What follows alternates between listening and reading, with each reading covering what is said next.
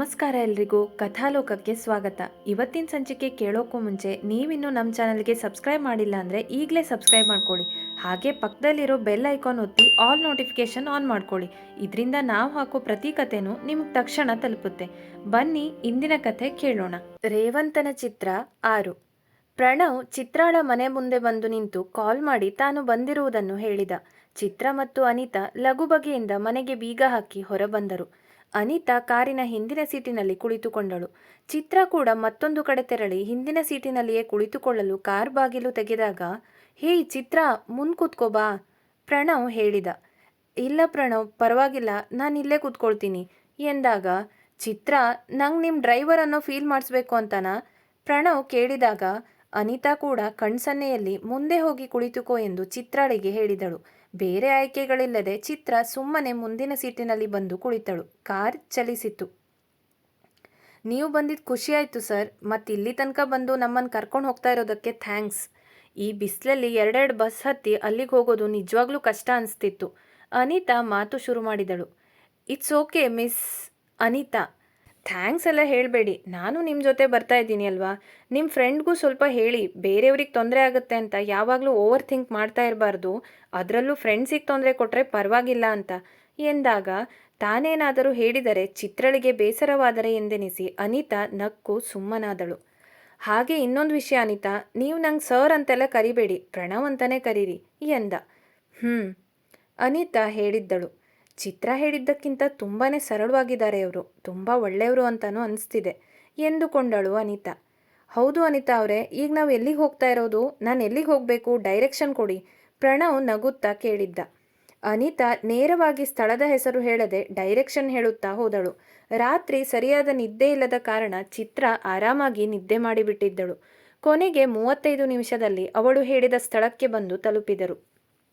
ಎಚ್ಚರವಾಗಿ ಕಾರಿನಿಂದ ಇಳಿದ ಚಿತ್ರಳಿಗೆ ತುಂಬ ಸಂತೋಷವಾಯಿತು.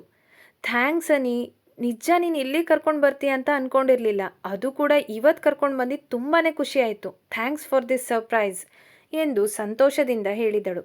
ಚಿತ್ರ ಇಷ್ಟೊಂದು ಖುಷಿಯಲ್ಲಿರುವುದನ್ನು ನೋಡಿ ಪ್ರಣವ್ಗೆ ಆಶ್ಚರ್ಯವಾಯಿತು. ಅವರು ಒಳಗೆ ಹೋದ ಕೂಡಲೇ ರೇವಂತ್ ಮತ್ತು ಸಾತ್ವಿಕ್ ಅಲ್ಲಿಗೆ ಬಂದಿದ್ದರು. ರೇವಂತ್ಗೆ ಅಲ್ಲಿಗೆ ಬಂದಿರುವುದರಿಂದ ಮುಖದಲ್ಲಿ ನಿನ್ನೆಯ ಬೇಸರ ಮಾಯವಾಗಿ ಖುಷಿ ಎದ್ದು ಕಾಣಿಸುತ್ತಾ ಇತ್ತು. ಕಲಾಸೌಧ ಗ್ಯಾಲರಿಯ ಒಳಗೆ ಮಂದ ಬೆಳಕಿತ್ತು. ಗೋಡೆಗಳ ಮೇಲೆ ವರ್ಣಚಿತ್ರಗಳ ಸಾಲು, ಪ್ರತಿ ಚಿತ್ರವು ಒಂದು ಕಥೆ ಹೇಳುತ್ತಿದ್ದಂತೆ ತೋರುತ್ತಿತ್ತು. ಶಾಂತವಾದ ಸಂಗೀತ ಹಿನ್ನೆಲೆಯಲ್ಲಿ ಕೇಳುತ್ತಿತ್ತು. ಚಿತ್ರಳಿಗೆ ಒಳಗೆ ಕಾಲಿಡುತ್ತಿದ್ದಂತೆ ಬೇರೆಯೇ ಜಗತ್ತಿಗೆ ಬಂದಂತೆ ಅನಿಸಿತು. ಮೂವರು ನಿಧಾನವಾಗಿ ಒಳಗೆ ಹೋದರು. ಸಾಲಾಗಿ ಬಣ್ಣ ಬಣ್ಣದ ಚಿತ್ರಗಳು, ಕಲಾವಿದರ ಪರಿಚಯ ಫಲಕಗಳು, ಬಣ್ಣಗಳ ವಾಸನೆ ಎಲ್ಲವೂ ಕಲಾಸೌಧದೊಳಗೆ ಕಲೆಗೆ ಜೀವ ಬಂದಿರುವಂತೆ ಮಾಡಿತ್ತು. ಚಿತ್ರಳಿಗೆ ಹೆಸರಿಗೆ ತಕ್ಕಂತೆ ಚಿತ್ರಕಲೆ ಎಂದರೆ ಬಾಲ್ಯದಿಂದಲೂ ಇಷ್ಟ. ಅವಳಿಗೆ ಬಳಪ ಹಿಡಿಯಲು ಬಂದಾಗಿನಿಂದ ಚಿತ್ರ ಬಿಡಿಸಲು ಶುರು ಮಾಡಿದ್ದಳು. ಚಿತ್ರ ಬಿಡಿಸುತ್ತಿದ್ದರೆ ಅವಳು ಎಲ್ಲೋ ಕಳೆದು ಹೋಗುತ್ತಿದ್ದಳು. ಊಟ, ತಿಂಡಿ, ನಿದ್ರೆ ಯಾವುದರ ಪರಿವೇ ಇಲ್ಲದೆ ಚಿತ್ರ ಬಿಡಿಸುತ್ತಾ ಕುಳಿತಿರುತ್ತಿದ್ದಳು. ಅವಳ ಈ ಆಸಕ್ತಿಯನ್ನು ನೋಡಿ ಅಪ್ಪ ಅಮ್ಮ ಅವಳನ್ನು ಚಿತ್ರಕಲೆ ತರಗತಿಗೂ ಕಳುಹಿಸಿದ್ದರು. ಸ್ಪರ್ಧೆಗಳಲ್ಲಿ ಭಾಗವಹಿಸಿ ಎಷ್ಟೋ ಪ್ರಶಸ್ತಿಗಳು ಅವಳ ಪಾಲಾಗಿದ್ದವು. ಇದೆಲ್ಲ ತಿಳಿದ ಅನಿತಾ ಅವಳನ್ನು ಕಲಾಸೌಧದ ಚಿತ್ರಕಲೆ ಪ್ರದರ್ಶನಕ್ಕೆ ಕರೆದುಕೊಂಡು ಬಂದಿದ್ದಳು. ಚಿತ್ರಳ ಮುಖದಲ್ಲಿ ಸಂತೋಷವೇ ಸಂತೋಷ. ಪ್ರಣವ್ಗೆ ಚಿತ್ರಕಲೆಯ ಬಗ್ಗೆ ಅಷ್ಟೊಂದು ಜ್ಞಾನ, ಆಸಕ್ತಿ ಇರಲಿಲ್ಲ. ಹಾಗಂತ ಬೇಜಾರು ಅಂತಲೂ ಇಲ್ಲ. ಅವನಿಗೆ ಸಂಗೀತ ಇದಕ್ಕಿಂತ ಹೆಚ್ಚಿನ ಸಂತೋಷ ಕೊಡುತ್ತಿತ್ತು. ಆದರೆ ಚಿತ್ರಳ ಮುಖದಲ್ಲಿನ ಖುಷಿ ನೋಡಿ ಅವನಿಗೆ ಏನೋ ಒಂದು ತರಹ ವಿಚಿತ್ರ ಸಂತೋಷ ಸಿಕ್ಕಿತ್ತು. ಅಥವಾ ಅವನು ಹಾಗಂದುಕೊಂಡಿದ್ದ. ಅನಿತಾ, ಪ್ರಣವ್ ಇಬ್ಬರೂ ಅವಳೊಂದಿಗೆ ಹೆಜ್ಜೆ ಹಾಕಿದರು. ಚಿತ್ರ ಪ್ರತಿ ಚಿತ್ರವನ್ನು ಗಂಭೀರವಾಗಿ ನೋಡುತ್ತಿದ್ದಳು. ಚಿತ್ರ, ನಿಂಗೆ ಇದರಲ್ಲೆಲ್ಲ ಆಸಕ್ತಿ ಇದೆ ಅನ್ನೋದು ಗೊತ್ತೇ ಇರಲಿಲ್ಲ ನನಗೆ ಎಂದ ಪ್ರಣವ್. ಅಯ್ಯೋ, ಆಸಕ್ತಿ ಎಷ್ಟು ಅಂದರೆ ಜಗತ್ತನ್ನೇ ಮರೆತು ಬಿಡ್ತಾಳೆ ಅವಳು. ಪೇಂಟಿಂಗ್ ನೋಡ್ತಾ ಇದ್ರೆ ಅಥವಾ ಅವಳೇ ಮಾಡ್ತಾ ಇದ್ರೆ ಅವಳಿಗೆ ಊಟ, ತಿಂಡಿ, ನಿದ್ದೆ ಯಾವುದೂ ನೆನಪಿರಲ್ಲ ಎಂದು ಬಾಯಿ ಬಿಟ್ಟು ಹೇಳಿದ ಅನಿತಾ. ಆದರೆ ಈಗ ಚಿತ್ರಕಲೆಯಿಂದ ಬಹುದೂರ ಬಂದಿದ್ದಾಳೆ. ಹೇಗಾದರೂ ಮಾಡಿ ಅವಳನ್ನು ಮತ್ತಲ್ಲಿ ಕರ್ಕೊಂಡು ಹೋಗಬೇಕು. ಮತ್ತೆ ಚಿತ್ರಳ ಕೈ ಕುಂಚ ಹಿಡಿದು ಬಣ್ಣಗಳ ಲೋಕದಲ್ಲಿ ತನ್ನ ಕೈ ಚಳಕ ತೋರಿಸೋಂತೆ ಮಾಡಬೇಕು ಎಂದುಕೊಂಡಳು ಮನಸ್ಸಿನಲ್ಲಿ. ಪ್ರಣವ್ಗೆ ನಿಜವಾಗಿಯೂ ಆಶ್ಚರ್ಯವಾಯಿತು. ಅವನು ಎಂದಿಗೂ ಚಿತ್ರಳಲ್ಲಿ ಇಂತಹ ಒಂದು ಅಭಿರುಚಿ ಇದ್ದಿರಬಹುದು ಎಂದು ಊಹಿಸಿರಲೇ ಇಲ್ಲ. ನಮ್ಮನ್ನು ಮರ್ತು ಬಿಡಲ್ಲ ತಾನೇ ಇವತ್ತು, ನಕ್ಕ ಪ್ರಣವ್. ಹಾಗೆಲ್ಲ ಏನೂ ಇಲ್ಲ, ಅವಳು ಸುಮ್ಮನೆ ಹೇಳ್ತಾಳೆ. ನಂಗೆ ಪೇಂಟಿಂಗ್ ಅಂದರೆ ಇಷ್ಟ ಅಷ್ಟೆ. ಆದರೆ ನಿಮಗೆ ಬೋರ್ ಆಗ್ತಾ ಇದೆಯೇನೋ ಅಲ್ವಾ ಕೇಳಿದಳು ಚಿತ್ರ ಅವನೆಡೆಗೆ ತಿರುಗಿ. ಇಲ್ಲಪ್ಪ, ನಾನು ಮೊದಲನೇ ಸಲ ಚಿತ್ರ ಪ್ರದರ್ಶನಕ್ಕೆ ಬಂದಿರೋದು. ಹಾಗಾಗೇನೂ ಬೇಜಾರಿಲ್ಲ. ಇಲ್ಲೂ ಏನಾದರೂ ತಿಳ್ಕೊಳ್ಳೋದಿರುತ್ತೆ ಎಂದ. ಇತ್ತ ರೇವಂತ್ ಕೂಡ ಸಾತ್ವಿಕ್ ಜೊತೆ ಕಲಾಸೌಧದ ಒಳ ಹೊಕ್ಕಿದ್ದ. ಅವನ ಕಣ್ಣಿನಲ್ಲೂ ಅದೇ ಹೊಳಪು. ಚಿತ್ರಳ ಮುಖದಲ್ಲಿನ ಸಂತೋಷಕ್ಕೆ ಕನ್ನಡಿಯಂತೆ ರೇವಂತ್ ಮುಖ. ಪ್ರತಿಯೊಂದು ಚಿತ್ರದ ಮೇಲೂ ಅವನ ಕಣ್ಣುಗಳು ಹೋದಾಗಲೂ ಹಳೆಯ ನೆನಪುಗಳು ಬರುತ್ತಿದ್ದವು. ಹೃದಯದಲ್ಲಿ ನಿಶ್ಶಬ್ದ. ರೇವಂತ್ ಕೂಡ ಚಿತ್ರಕಾರನಾಗಿದ್ದ. ಮೈಮರೆತು ಚಿತ್ರ ಬಿಡಿಸುತ್ತಿದ್ದ. ಪ್ರತಿ ಗೆರೆಯಲ್ಲೂ, ಪ್ರತಿ ಬಣ್ಣದಲ್ಲೂ, ಪ್ರತಿ ಚಿತ್ರದಲ್ಲೂ ಅವನು ಜೀವಿಸುತ್ತಿದ್ದ. ಆದರೆ ಇದೆಲ್ಲವೂ ಒಂದು ಕಾಲದ ಕಥೆ. ಈಗ ಅವನು ಕೇವಲ ಚಿತ್ರವನ್ನು ನೋಡುತ್ತಿದ್ದ, ಚಿತ್ರಳನ್ನು ಅವುಗಳಲ್ಲಿ ಹುಡುಕಲು. ಆದರೆ ಈಗ ಕುಂಚವನ್ನು ಹೇಗೆ ಹಿಡಿದುಕೊಳ್ಳುವುದು ಎಂಬುದು ಅವನ ಕೈಗಳಿಗೆ ಮರೆತು ಹೋಗಿತ್ತು. ಎಲ್ಲಿ ಚಿತ್ರ ಪ್ರದರ್ಶನವೆಂದರೂ ಅಲ್ಲಿ ಹಾಜರಿರುತ್ತಿದ್ದ. ಪ್ರತಿ ಚಿತ್ರದಲ್ಲೂ ಚಿತ್ರಾಳ ನೆನಪುಗಳು ಕಾಡಿದರೂ ಆ ನೆನಪಿನಲ್ಲಿ ಅವನು ಖುಷಿ ಪಡುತ್ತಿದ್ದ. ಎಲ್ಲ ನೋವುಗಳ ಮಧ್ಯೆ ರೇವಂತ್ಗೆ ಖುಷಿ ಕೊಡುತ್ತಿದ್ದದ್ದು ಇದೊಂದೇ ವಿಷಯ. ಈಗಲೂ ಪ್ರತಿ ಚಿತ್ರದಲ್ಲೂ ಅವಳ ಮುಖವನ್ನೇ ಹುಡುಕುತ್ತಿದ್ದ. ಅದೃಷ್ಟವಶಾತ್ ದುರದೃಷ್ಟವಶಾತ್ ಆ ಮುಖ ಅವನಿಗೆ ಕಂಡಿತ್ತು ಅಂದು. ಆದರೂ ಇದ್ರಲ್ಲಿ ನಿಂಗೆ ಅದು ಹೇಗೆ ಅಷ್ಟೊಂದು ಖುಷಿ ಸಿಗುತ್ತೆ, ಮಜಾ ಬರುತ್ತೆ ಅನ್ನೋದು ಗೊತ್ತಾಗ್ತಾ ಇಲ್ಲ ಚಿತ್ರ. ಈ ಸ್ಪೋರ್ಟ್ಸ್ ಸಂಗೀತ ಅಂದರೆ ಶಬ್ದಗಳಿರುತ್ತೆ, ಏನೋ ಒಂಥರ ಕಿವಿಗಳಿಗೆ ಹಿತ ಅನಿಸುತ್ತೆ ಎಂದ ಪ್ರಣವ್. ಮೊದಲು ಕಿವಿ ಕೇಳಿಸುತ್ತೆ, ಆಮೇಲೆ ಅದು ಮನಸ್ಸಿಗೆ ಮುಟ್ಟೋದಲ್ವಾ. ಎಲ್ಲಿಗೆ ಹೋದರೂ ನೀವು ಏನು ಯೋಚನೆ ಮಾಡ್ತೀರಾ, ಯಾವ ಮೂಡಲ್ಲಿರ್ತೀರಾ, ಅದು ಹಾಗೆ ನಿಮಗೆ ಫೀಲ್ ಕೊಡುತ್ತೆ. ಪೇಂಟಿಂಗ್ ಕೂಡ ಹಾಗೆ. ಇದು ಕಿವಿ ಕೇಳಿಸಲ್ಲ, ನೇರವಾಗಿ ಹೃದಯನ ಮುಟ್ಟುತ್ತೆ ಅಷ್ಟೆ. ನನ್ನ ಪ್ರಕಾರ ಪೇಂಟಿಂಗ್ ಅಂದರೆ ಕೇವಲ ಬಣ್ಣಗಳಲ್ಲ, ಮೌನದ ಪರಿಭಾಷೆ. ವಾವ್, ಸೂಪರ್ ಚಿತ್ರ. ನಿಜ ನೀನು ಹೇಳಿದ್ದು. ನಾವು ಯಾವ ಮೂಡಲ್ಲಿರ್ತೀವೋ ಅದೇ ಥರ ನಮಗೆಲ್ಲನೂ ಅರ್ಥ ಆಗುತ್ತೆ. ಆದರೆ ನಿಂಗೆ ಪೇಂಟಿಂಗ್ ಅಂದರೆ ತುಂಬಾ ಇಷ್ಟ ಅನ್ನೋದು ಈಗ ಗೊತ್ತಾಯಿತು ನನಗೆ ಎಂದು ನಗುತ್ತಾ ಹೇಳಿದ ಪ್ರಣವ್. ಅನಿತಾ ಸುಮ್ಮನೆ ಅವರಿಬ್ಬರನ್ನು ನೋಡುತ್ತಿದ್ದಳು. ನಂಗಿದು ಕೇವಲ ಬಣ್ಣಗಳಲ್ಲ, ನೆನಪುಗಳು, ನೋವು, ನಲಿವು ಎಲ್ಲನೂ ಇದರಲ್ಲಿದೆ. ಅದೆಲ್ಲನೂ ನಾನು ಎಂಜಾಯ್ ಮಾಡ್ತೀನಿ ಎಂದಳು ಚಿತ್ರ. ಆ ಮಾತಿನ ಹಿಂದಿನ ಅರ್ಥ ಅನಿತಾಗೆ ಮಾತ್ರ ತಿಳಿಯಿತು. ಹಾಗೆಯೇ ಮುಂದೆ ಸಾಗುತ್ತಿರುವಾಗ ಪ್ರಣವ್ ಒಂದು ಪೇಂಟಿಂಗನ್ನು ತೋರಿಸುತ್ತಾ, ಚಿತ್ರ, ಇಷ್ಟೆಲ್ಲ ಪೇಂಟಿಂಗ್ಗಳಲ್ಲಿ ಎಲ್ಲದೂ ಒಂದೇ ಥರದ ಬಣ್ಣ ಅಲ್ವಾ? ಆದರೂ ಕೆಲವೊಂದು ಮೃದುವಾಗಿವೆ, ಕೆಲವೊಂದು ಹೊಳಿತಾ ಇವೆ, ಅದು ಹೀಗೆ ಆಶ್ಚರ್ಯದಿಂದ ಕೇಳಿದ. ಚಿತ್ರ ನಗುತ್ತಾ, ಅದು ಮಾಧ್ಯಮದ ವ್ಯತ್ಯಾಸ ಪ್ರಣವ್. ಇವು ನೋಡಿ, ಇವು ಆಯಿಲ್ ಪೇಂಟಲ್ಲಿ ಮಾಡಿದ್ದು. ಬಣ್ಣಗಳ ಆಳವಾಗಿ ಮಿಶ್ರಣ ಆಗುತ್ತೆ, ಲೇಯರ್ ಸ್ಪಷ್ಟವಾಗಿರುತ್ತೆ. ಇದೇ ಇಲ್ಲಿ ನೋಡಿ, ಇಂಥ ಬಣ್ಣಗಳಿಗೆ ಆಕ್ರಿಲಿಕ್ ಬಣ್ಣ ಅಂತಾರೆ. ಈ ಬಣ್ಣಗಳು ವೇಗವಾಗಿ ಒಣಗುತ್ತೆ. ಇದು ವಾಟರ್ ಕಲರ್ ಚಿತ್ರ, ಇದರಲ್ಲಿ ಪಾರದರ್ಶಕತೆ ಇರುತ್ತೆ. ಚಿತ್ರ ಬಿಡಿಸಿ ಅದಕ್ಕೆ ಬಣ್ಣ ಆಯ್ಕೆ ಮಾಡಿ ಬಣ್ಣ ಕೊಟ್ಟು ಜೀವ ತುಂಬೋದು, ಚಿತ್ರಕ್ಕೆ ಜೀವ ತುಂಬೋದು ಕಲಾವಿದರ ಕೈಚಳಕ ಎಂದು ವಿವಿಧ ಪೇಂಟಿಂಗ್ ಪೋರ್ಟ್ರೇಟನ್ನು ಬೊಟ್ಟು ಮಾಡಿ ತೋರಿಸಿ ವಿವರಿಸಿದಳು ಚಿತ್ರ. ವಾವ್, ನನ್ನ ತಲೆಗೆ ಪೇಂಟಿಂಗ್ ಅಂದರೆ ಒಂದಿಷ್ಟು ಗೆರೆ ಹಾಕೋದು, ಬಣ್ಣ ಕೊಡೋದು. ನಿನ್ನ ಮಾತು ಕೇಳ್ತಾ ಇದ್ರೆ ಪೇಂಟಿಂಗ್ ಅನ್ನೋದು ಸೈನ್ಸ್ ಆಗಿ ಅನಿಸ್ತಿದೆ ನನಗೆ ನಕ್ಕ ಪ್ರಣವ್. ಚಿತ್ರ ಬಿಡಿಸೋದು ಅಂದರೆ ಕೇವಲ ಬಣ್ಣ ಹಚ್ಚೋದಲ್ಲ, ಅಂದ್ಕೊಂಡಷ್ಟು ಸುಲಭನೂ ಅಲ್ಲ. ಮೊದಲು ಕ್ಯಾನ್ವಾಸ್ ಫ್ರೇಮ್ ಮಾಡಬೇಕು, ಅಂದರೆ ಪೇಂಟ್ ಸರಿಯಾಗಿ ಅದಕ್ಕೆ ಹೊಂದಿಕೊಳ್ಬೇಕು ಅಂತ ಬೇಸ್ ಕೊಡಬೇಕು. ಅದರ ಮೇಲೆ ಸ್ಕೆಚ್ ಹಾಕಬೇಕು, ಲೇಯರ್ ಲೇಯರ್ ಆಗಿ ಬಣ್ಣ ಹಚ್ಚಬೇಕು. ಮೊದಲು ಬ್ಯಾಕ್ಗ್ರೌಂಡ್ ಟೋನ್, ಆಮೇಲೆ ಮಿಡ್ ಟೋನ್, ಕೊನೆಗೆ ಹೈಲೈಟ್ಗಳು. ಹೀಗೆ ಇಷ್ಟು ಸಣ್ಣ ಸಣ್ಣ ಹಂತಗಳಲ್ಲಿ ಸೂಕ್ಷ್ಮವಾಗಿ ಕೆಲಸ ಮಾಡೋದ್ರಿಂದ ಚಿತ್ರಕ್ಕೆ ಜೀವ ಬರೋದು ಎಂದಳು ಚಿತ್ರ. ಅವಳ ಕಣ್ಣಿನಲ್ಲಿ ಏನೋ ಒಂದು ಅರಿಯಲಾಗದ ಭಾವ ಅಡಗಿತ್ತು. ಅಷ್ಟರಲ್ಲೇ ಒಬ್ಬ ಕಲಾವಿದ ನಿಂತಿದ್ದನ್ನು ನೋಡಿದಳು ಚಿತ್ರ. ಅವನ ಹತ್ತಿರ ಹೋಗಿ ಅವನ ಪಕ್ಕದಲ್ಲಿದ್ದ ಅವನ ಪೇಂಟಿಂಗ್ ನೋಡಿ, ಸರ್, ಈ ಬ್ಯಾಕ್ಗ್ರೌಂಡ್ನಲ್ಲಿ ಬ್ಲೆಂಡಿಂಗ್ ಟೆಕ್ನಿಕ್ ತುಂಬ ಸ್ಮೂತಾಗಿ ಬಂದಿದೆ. ನೀವದನ್ನು ಬ್ರಷ್ನಿಂದ ಮಾಡಿದ್ದೀರಾ ಅಥವಾ ಪ್ಯಾಲೆಟ್ನಿಂದನಾ ಪ್ರಶ್ನಿಸಿದಳು. ಕಲಾವಿದ ನಗುತ್ತಾ ಉತ್ತರಿಸಿದ, ಬ್ರಷ್ನಿಂದ ಅಲ್ಲ ಮೇಡಮ್, ಇದು ನೈಫ್ ಪೇಂಟಿಂಗ್. ಎಲ್ಲ ಬಣ್ಣನೂ ಪ್ಯಾಲೆಟ್ಲಿಂದನೇ ಹಚ್ಚಿದ್ದೀನಿ, ಅದಕ್ಕೆ ಈ ಥರ ಟೆಕ್ಸ್ಚರ್ ಬಂದಿದೆ. ನಿಮ್ಮ ಗಮನ ಕೂಡ ಸೆಳೆದಿದೆ ನಕ್ಕ. ಅಬ್ಬಾ, ಗ್ರೇಟ್ ಚಿತ್ರ. ನಿಂಗೆ ಪೇಂಟಿಂಗ್ ಇಷ್ಟ ಅನ್ನೋದು ಗೊತ್ತಿತ್ತು, ಆದರೆ ಈ ಥರ ಅಗಾಧ ಜ್ಞಾನ ಇದೆ ಅಂತ ಗೊತ್ತಿರಲಿಲ್ಲ ಕಣೆ ಎಂದಳು ಅನಿತಾ. ಏನೂ ಇಲ್ಲ ಅನಿ, ನಿಮ್ಗಿದ್ರ ಬಗ್ಗೆ ಅಷ್ಟೊಂದು ಗೊತ್ತಿಲ್ಲ, ಅದಕ್ಕೆ ಹಾಗನ್ಸುತ್ತೆ ಎಂದು ಸುಮ್ಮನಾದಳು. ಇದೆಲ್ಲವೂ ರೇವಂತ್ ಕಣ್ಣಿಗೆ ಬಿದ್ದಿತ್ತು. ಅವನಿಗೆ ಹೆಚ್ಚಿಗೆ ಕಂಡಿದ್ದು ಚಿತ್ರ ಪ್ರಣವ್ ನಗುನಗುತ್ತಾ ಮಾತನಾಡುತ್ತಾ ಇದ್ದಿದ್ದು. ಒಮ್ಮೆಲೆ ಯಾಕೋ ಮನಸ್ಸಿಗೆ ಕಷ್ಟವೆನಿಸಿ, ಸಾತ್ವಿಕ್, ನಡಿ ಇಲ್ಲಿಂದ ಹೋಗೋಣ ಎಂದ. ಯಾಕೋ, ಏನಾಯ್ತೋ? ಇನ್ನೂ 2 ಫ್ಲೋರ್ ಇದೆ ಕಣೋ ನೋಡೋದು. ನನಗೇನು ಪೇಂಟಿಂಗ್ ಅಷ್ಟೊಂದು ಆಸಕ್ತಿ ಇಲ್ಲ, ಆದರೂ ಖುಷಿ ಕೊಡ್ತಾ ಇದೆ. ಇನ್ನು ನೀನು ಇದರಲ್ಲೇ ಮುಳುಗೋಗಿರ್ಬೇಕಿತ್ತು. ಏನು ಹೋಗೋಣ ಅಂತಿದ್ಯಾ?